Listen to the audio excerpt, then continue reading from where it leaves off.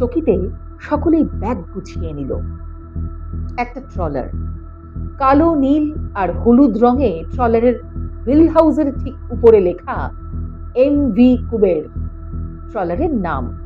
করাচির দিক থেকে আসা আল হুসেইনি এবং ভারতের দিক থেকে আসা এমভি কুবের এবার মুখোমুখি।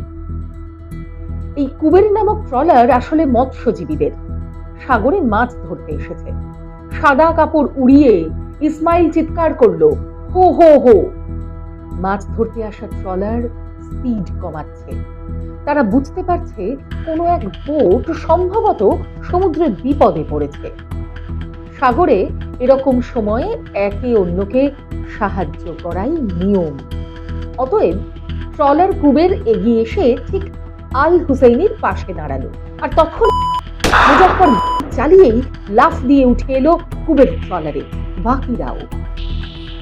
ফলো করুন বর্তমান।